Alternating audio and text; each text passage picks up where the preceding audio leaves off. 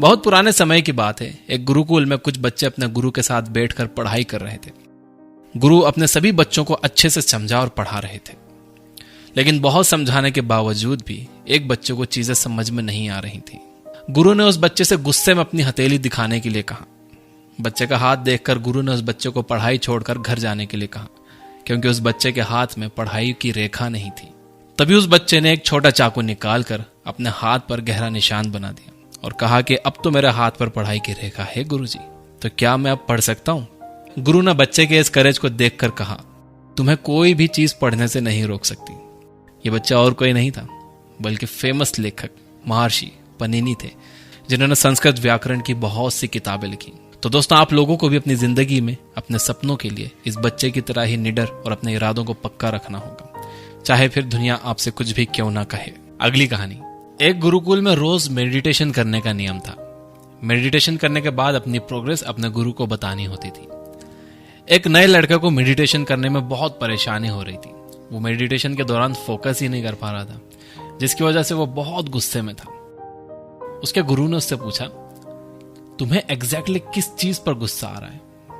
उस लड़के ने कहा, जब भी मैं मेडिटेशन करता हूं कभी कोई बातें करता हुआ आ जाता है, कभी बिल्ली या दूसरा जानवर आ जाता है। गुरु ने लड़के से कहा कि तुम्हारे आसपास की हर चीज पर तुम्हें गुस्सा आ रहा है, जबकि मेडिटेशन करने का असल मकसद ही गुस्से को अवॉइड करना होता है। तुम्हें कोई तरीका ढूंढना होगा जिससे तुम अपने आसपास के लोगों, जानवरों और चीजों से डिस्टर्ब हुए बिना मेडिटेट कर पाओ। तो फिर लड़का गुरुकुल से बाहर एक पीसफुल जगह ढूंढने निकल पड़ा। उसे एक बहुत शांत एक नदी का किनारा दिखा।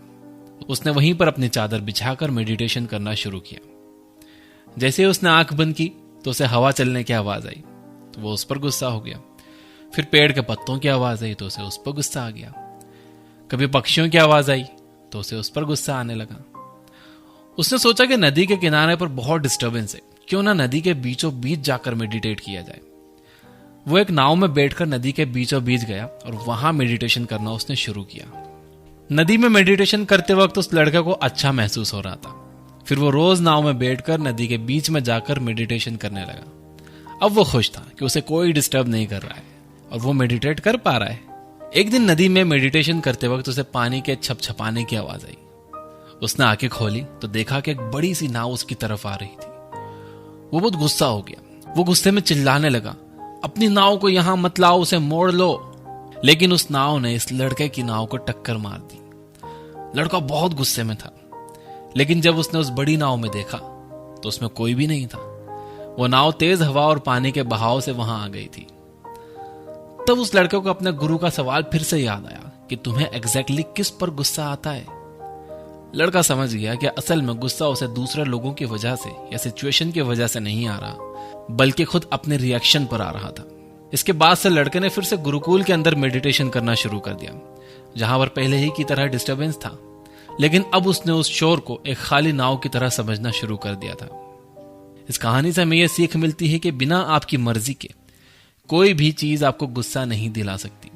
किसी चीज पर अगर आपको गुस्सा आता है तो आप उसे एक खाली नाव की तरह ही समझो।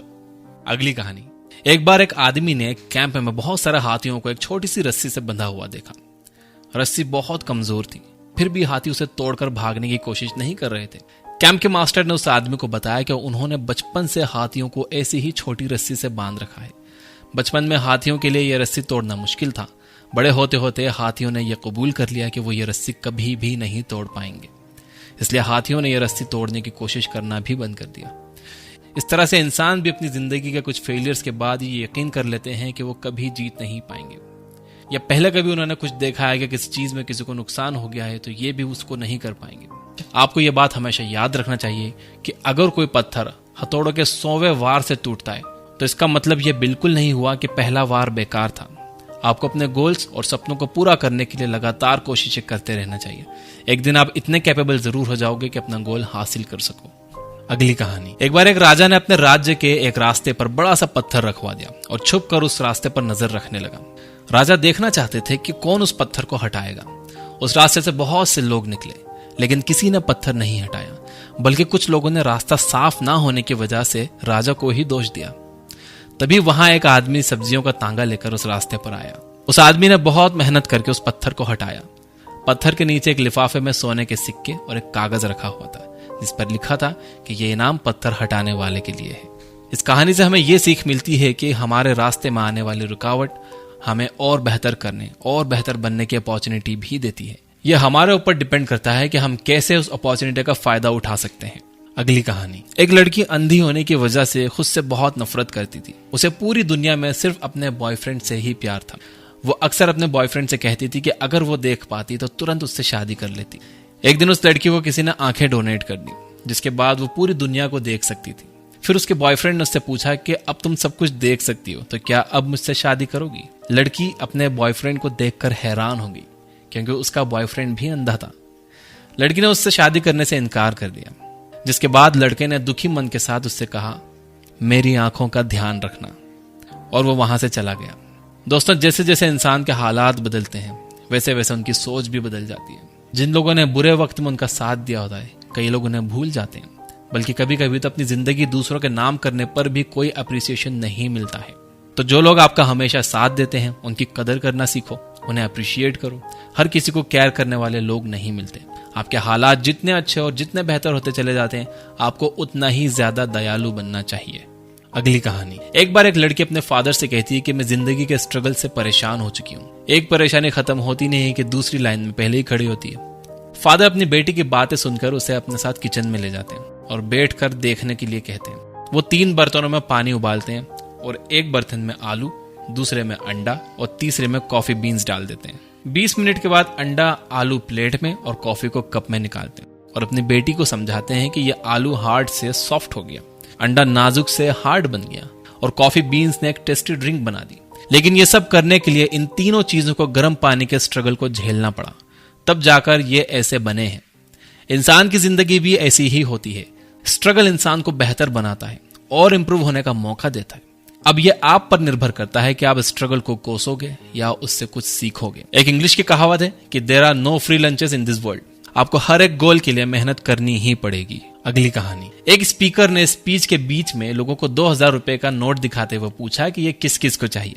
ऑडियंस में बैठे सभी लोगों ने हाथ ऊपर कर दिया। स्पीकर ने नोट को बुरी तरह से मोड़ दिया, फिर पूछा कि अब ये किसको चाहिए। सारे लोगों ने फिर से अपने हाथ ऊपर कर दिया। इस बार स्पीकर ने नोट को बुरी तरह पैरों से रौंद कर पूछा कि अब ये किसको चाहिए। इस बार भी सबने अपने हाथ ऊपर कर लिए थे। दोस्तों, इस कहानी से हमें यह पता चलता है कि पैसों की वैल्यू कभी भी कम नहीं होती, चाहे वो कितना भी गंदा क्यों ना हो जाए।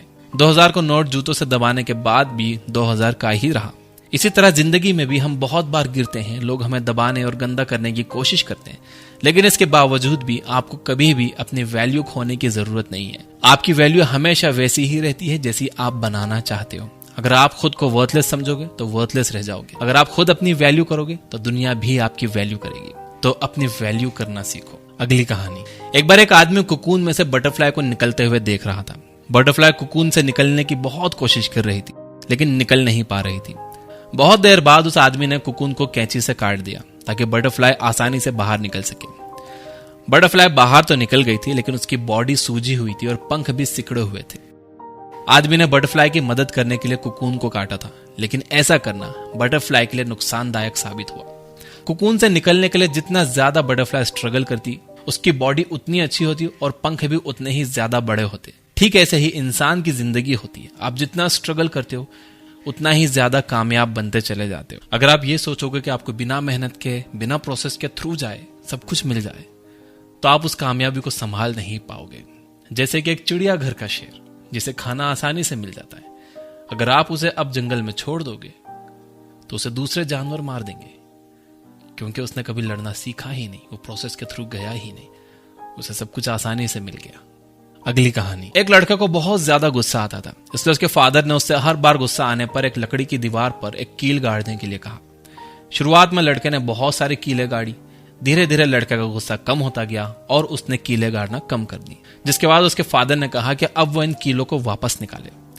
उन कीलों को निकालने के बाद उस बच्चे के फादर ने बच्चे को दीवार दिखाते हुए समझाया कि बेटा, गुस्से में कही जाने वाली बातें इन कीलों के छेद की तरह होती हैं, जो लोगों के दिलों पर पड़ जाते हैं, जिन्हें आप कभी भी भर नहीं सकते।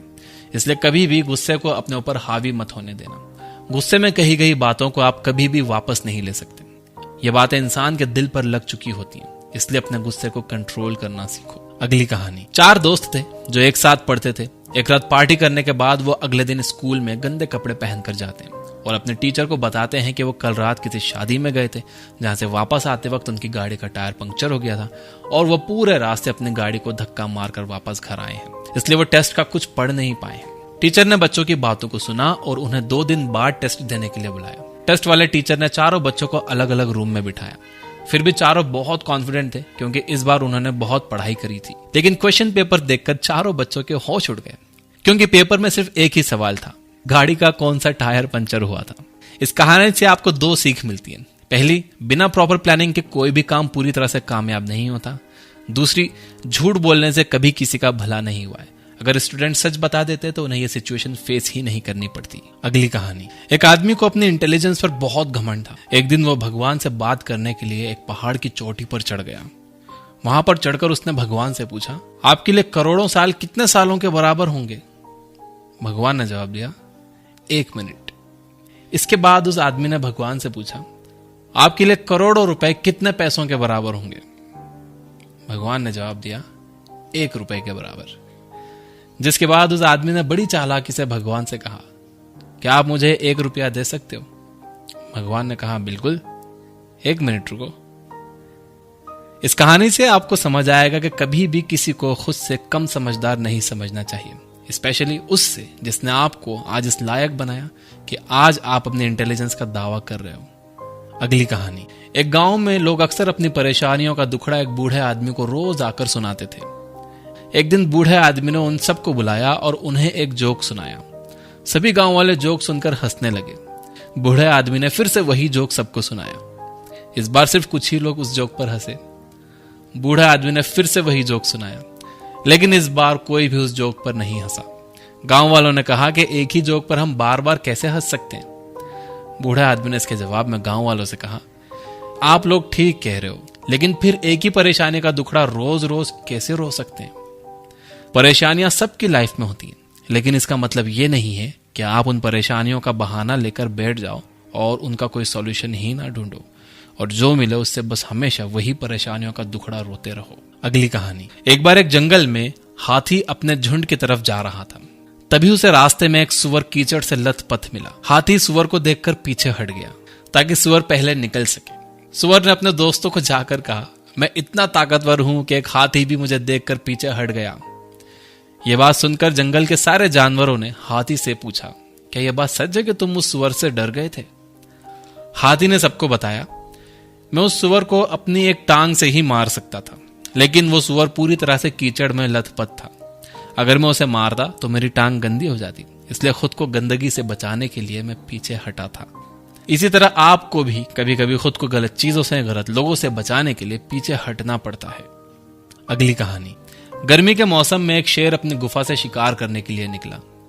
बहुत देर बाद उसने एक खरगोश को पकड़ा। तभी शेर के सामने एक हिरन भी आ गया। शेर ने सोचा, इस खरगोश से तो मेरा पेट वैसे भी नहीं भरेगा, तो इसे छोड़कर मैं हिरन को पकड़ लेता हूं। शेर खरगोश को छोड़कर हिरन के पीछे भागा। बहुत कोशिशों के बाद भी